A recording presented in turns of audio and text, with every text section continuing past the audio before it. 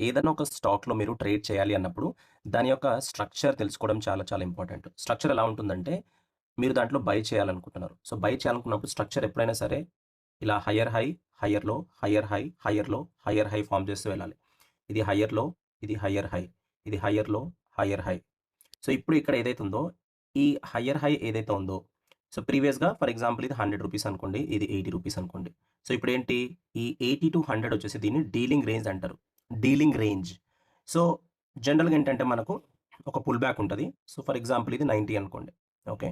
ఇప్పుడు ఈ previous high ఏదైతే ఉందో, ఇది బ్రేక్ అయ్యి పైన క్లోజ్ అవుతుందిలా.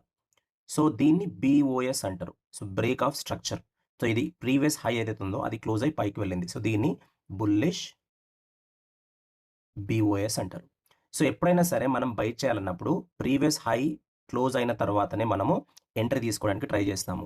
సో, జస్ట్ ఒక గ్రీన్ క్యాండిల్‌ని చూసి తీసుకుంటా అంటే కాదు. ఇక్కడ ప్రీవియస్ హై క్లోజ్ అయిన తర్వాత ఇక్కడ వాల్యూమ్ కూడా సపోర్ట్ చేయాలి. సో, వాల్యూమ్ పెరిగి ఒక పెద్ద క్యాండిల్ గనుక ఏర్పడి దీని పైన క్లోజ్ కావాలి. క్లోజ్ అయిన తర్వాత ఒకవేళ అగ్రెసివ్ ట్రేడర్ గనుక అయితే ఇక్కడ క్లోజ్ కాగానే తీసుకుంటారు. కొంతమంది ఏంటంటే మళ్ళీ ఇక్కడికి పుల్ బ్యాక్ ఉంటుంది. స్మాల్ కరెక్షన్ ఉంటుంది. ఇక్కడ ఎవరైతే బై చేశారో ప్రాఫిట్ బుకింగ్ ఉండే అవకాశం ఉంటుంది. ప్రీవియస్ హై ఎప్పుడైతే క్లోజ్ అవుతుందని బ్రేక్ ఆఫ్ స్ట్రక్చర్ అంటాము. సో, ఇది హై ఒక అప్ ట్రెండ్‌లో ఉంది కాబట్టి దీన్ని బుల్లిష్ పీఓఎస్ అంటాము. బ్రేక్ ఆఫ్ స్ట్రక్చర్ అనేది డైరెక్షన్‌ని మాత్రమే మనకు తెలియజేస్తుంది. అది పైకి వెళ్తుందా? కిందికి వెళ్తుందా? ఈ జోన్ ఏదైతే ఉందో, ఈ జోన్ ఉంది కదా! ఇది బ్రేక్ అయింది. సో, ప్రీవియస్‌గా ఇదే జోన్‌లో ప్లే అవుతూ వచ్చింది. ఇప్పుడేంటంటే ఇది జోన్ బ్రేక్ అయిన తర్వాత ఇదిగోండి పైన క్లోజ్ అయింది విత్ వాల్యూమ్.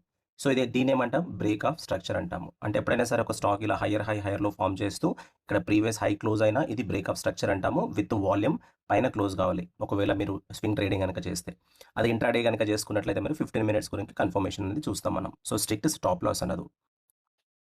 ఒకవేళ మీకు నచ్చితే లైక్, సబ్స్క్రైబ్, షేర్ చేయండి. So, thank you so much for watching.